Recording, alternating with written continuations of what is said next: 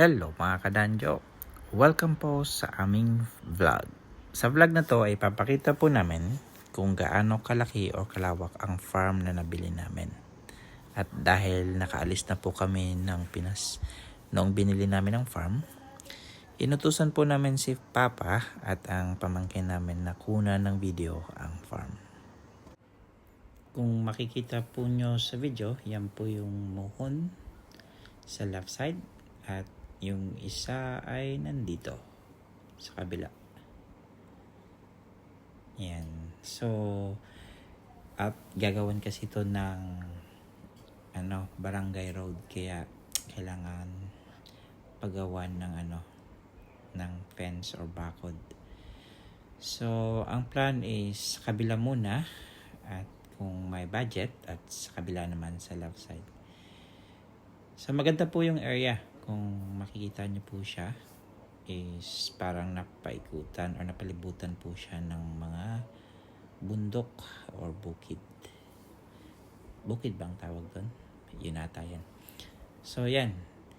So, both sides, left and right, sa amin pa po yan. Yan. Ito kailangang linisan kasi mukhang masyado nang magubat. Yan. So, yan. Sa amin pa rin po yan. Yan, hanggang dun. So, lahat ng nakikita nyo ay parte pa rin ng lupa namin na nabili. So, eto kailangang linisan pa rin. Yan po. Kung makikita nyo, so, mayroon kaming pinagawang mga 100 na fence. Ano po yan? Para sa barbed wire. So ganito ang papagawa para mas makamura po kayo kaysa sa kung mayroon naman po kayong budget is pwede na kayong diretso na ipa-hollow blocks or pasimento nyo na lahat. So ngayon yun lang po yung budget namin, pero mukhang malaki-laki rin yan kasi masyadong malawak ang farm. So yan, kailangan pa rin tong linisan yung area na to kasi masyado nang magubat. Yan.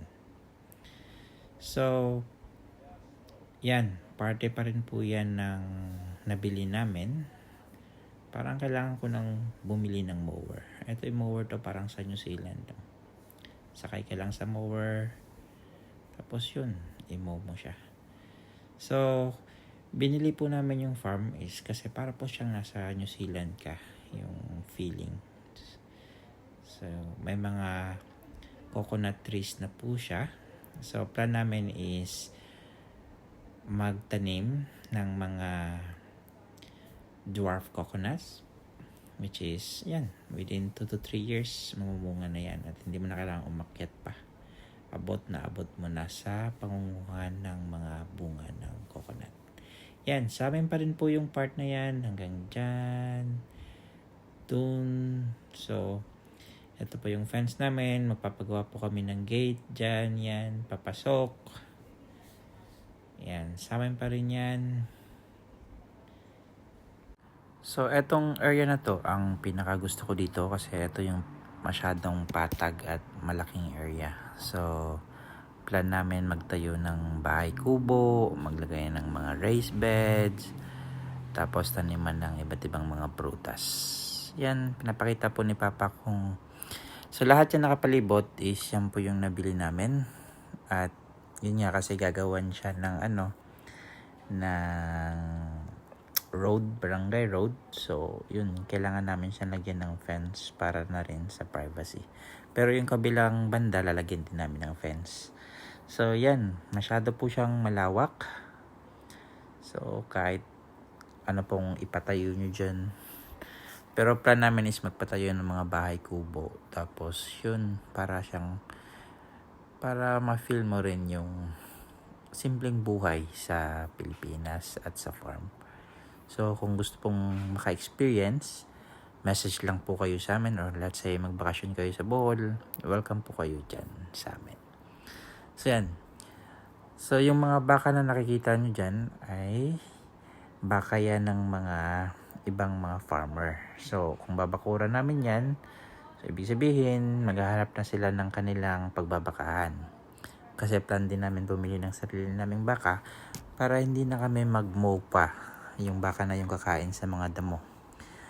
Plan din namin magtanim siguro ng mga mais para na rin pagkain sa baka at syempre at maging malusog yung mga alaga namin.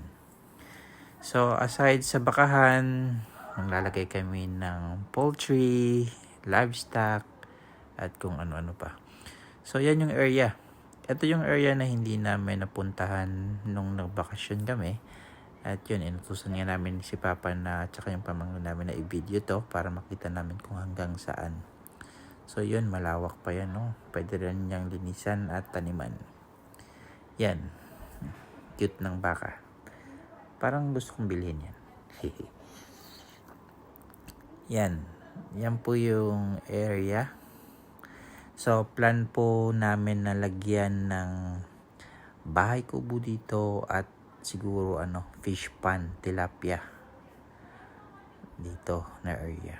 Parang magandang tamnan. Ay hindi, alagaan ng tilapia dito. Kasi ang view po niyan ay yung palayan doon sa kabila. Yan. So masyado pa palang malawak, kailangan pa ng budget. So OT-OT lang tayo ngayon kung may OT pa. Kailangan mo na siguro mag-hard work pa dito sa abroad. Tapos, pag tama na yung time, perfect timing na, kailangan na umuwi. Yan. Ayun. So, ito po yung area. Masyadong malawak pa yan pala. Kasi nung binili po namin yung lupa, hindi pa po kasi binibenta yung parang kalahati nito.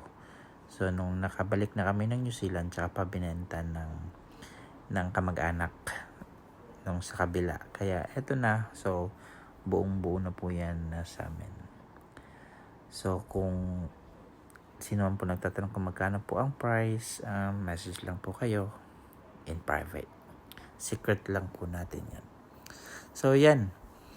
Ito po siya. So, dahan-dahan po namin i-develop tong farm na to. At keep watching lang po siya. So,